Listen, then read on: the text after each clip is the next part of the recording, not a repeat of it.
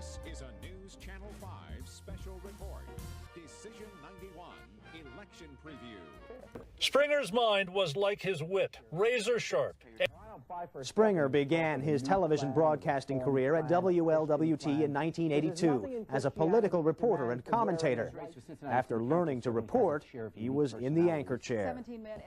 So over the next hour, we'll explore a variety of topics that you'll find on the ballot tomorrow.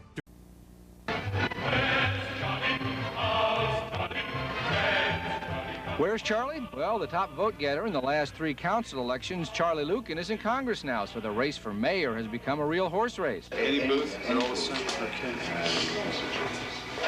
Mayor David Mann voting this morning. Mann became mayor after Luken went to Congress. Mann's top rival is council's senior member, Guy Guckenberger, who actually beat Mann 2 years ago. Guckenberger came in second, Mann third. So cold out there.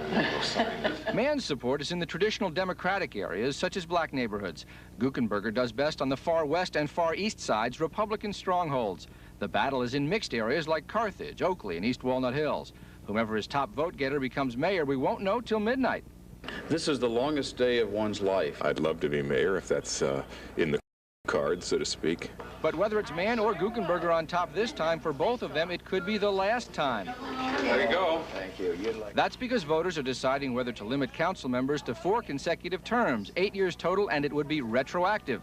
If that passes, Mann, Guckenberger, Merlicina, and Strauss would all be forced out in 1993. Some voters think term limitation would rob council of needed experience and should be defeated. I vote no, because if you do have someone that is good in there and their term is limited, then they're out.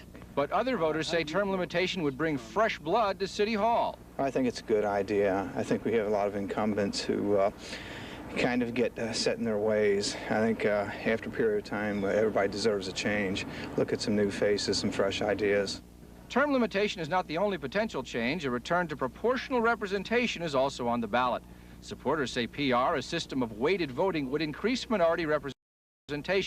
Opponents say the system, which was voted out in 1957, is complicated and confusing.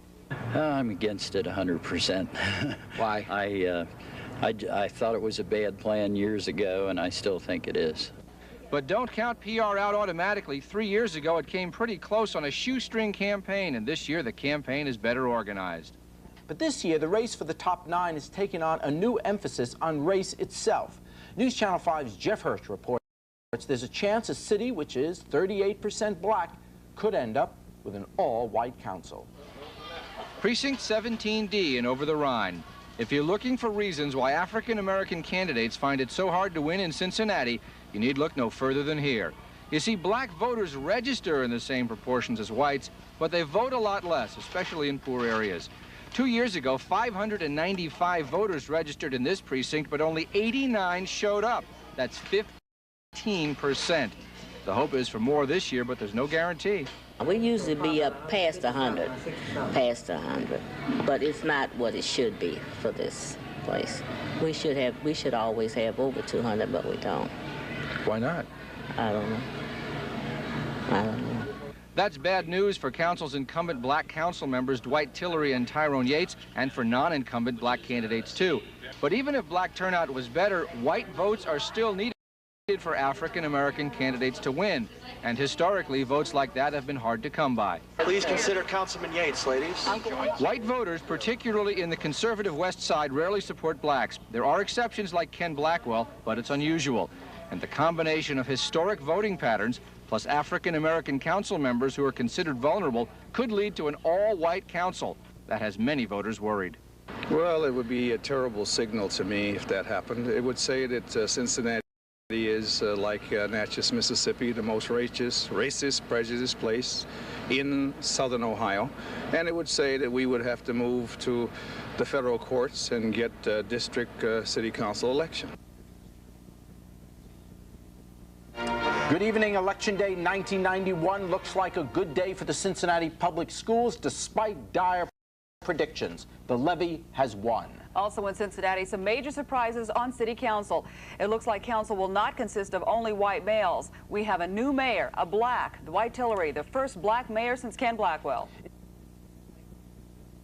I had the wonderful opportunity for 10 years to serve in City Council. I've had another 10 years reporting in it. I got to tell you, Mr. Mayor, please get used to that. There is no surprise with which equals this. You know, this is Truman beating Dewey. Did you ever think of this, Dwight? No, not at all. I'm quite surprised, obviously very pleasantly surprised. Sure. But nonetheless quite surprised. And I'm happy and I'm very grateful to all the people of the city of Cincinnati who came out and supported me. Obviously, they have a lot of confidence. I think when we take a look at the votes, and this is a guess, several things happened tonight, and the most significant was initially that the school levy passed overwhelmingly. You have a lot of support among people, apparently, that support that school levy. They came out, they voted for you, they voted for Roxanne Quayles, they voted for Tyrone Yates. There is a solid city vote there, and you were a benefactor of that, and deservedly so. You're probably true. I've not had a chance to really look at all this. I've been sort of passed from one reporter to the other, and I haven't had a chance to really sort of collect my thoughts. But nonetheless, perhaps you're correct. But nonetheless, I'm very happy about it. Very grateful to be the beneficiary of those forces out there. Give us something from your heart for a moment, okay? You have a chance now to speak to a city that for years has had a very conservative reputation. For years, to be blunt, has not had the best reputation necessarily in terms of race relations. The people of this community stood up today and said something very strong. They said, more than anybody else running, we want Dwight Tillery to be our leader. What does that say? What do you want to say to the people out there? Well, I'm deeply touched to have that kind of response, Jerry.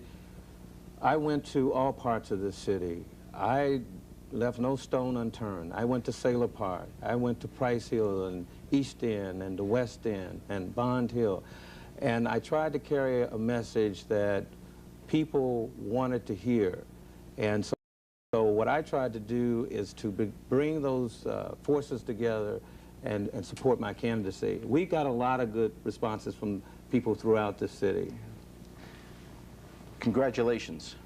We're all looking to you for great leadership. Well, thank you. Thank you. You're a good man. Good for you. Well, we're going to work very hard at it. Lead us well, Dwight. Thank you. I'll do the very best that I can, Jerry. I know you will. Dwight. Norma, sorry.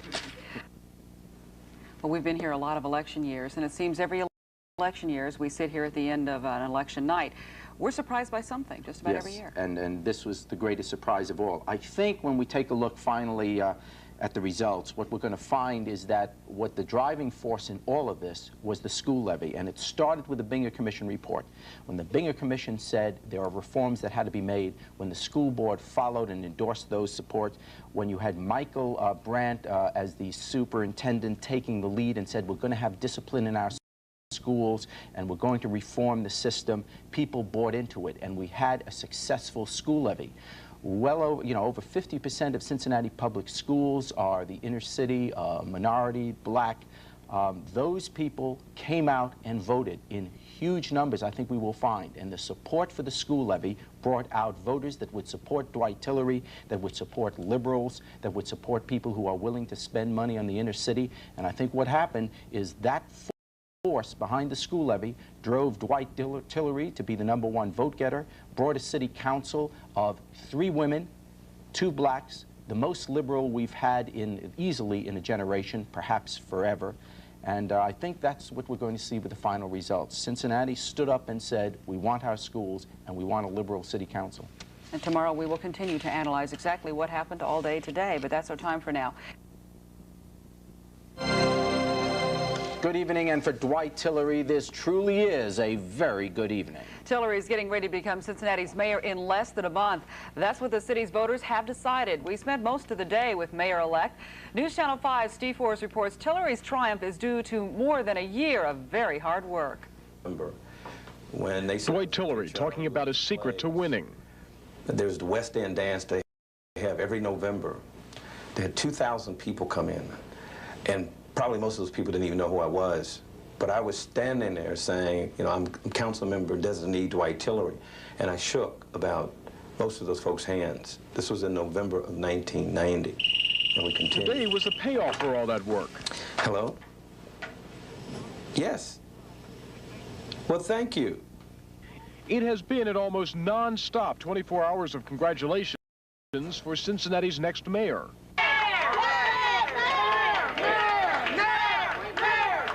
It started last night at the Board of Elections when the votes were counted and Tillery ended up at the top of the pile. It continued this morning, even as he left his modest Bond Hill house. Tillery was immediately met by a neighbor with good wishes. Good to see you this morning. Good. Very good. Thanks so much. Very proud of you. Very kind. Thanks. Appreciate your support. More than anything, that may have been Tillery's message this day after the election. He took it to Findlay Market. All right, man. I appreciate your help, man. Thank you. How you doing? I knew you was going. Thank you. I knew you was going. All right, thanks so much.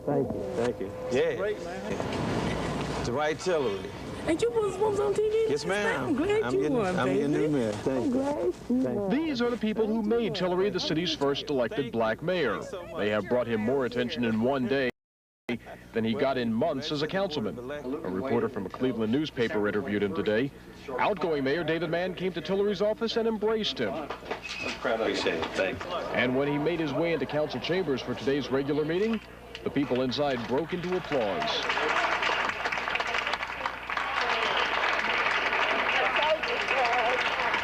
Council members congratulated Tillery on a good campaign and more. Your service on council has been very admirable. You've been very good at carrying the water on significant issues in ways that obviously appeal to the public. In return, Tillery said he was humbled. And certainly I will do my very best as the next mayor of the city of Cincinnati to serve all the people of this great city. Well, there's a lot of surprise at City Hall tonight, and quite possibly nobody more surprised than Tillery himself. He told me today after we left Findlay Market, he said, Steve, it's finally starting to sink in. Norma, he'll have 2 years to get used to it. Kind of feels like he hit the lottery, huh? Yeah, in a manner he did. I mean, nobody thought he would finish anywhere above the middle of the pack at best, but he did it with, well, he did it with a lot of hard work. He now says he's going to need a vacation because he hasn't had one in more than a year. He might need it after all this. Thanks a lot, Now, Steve. they got budget coming up. Oh, that's true.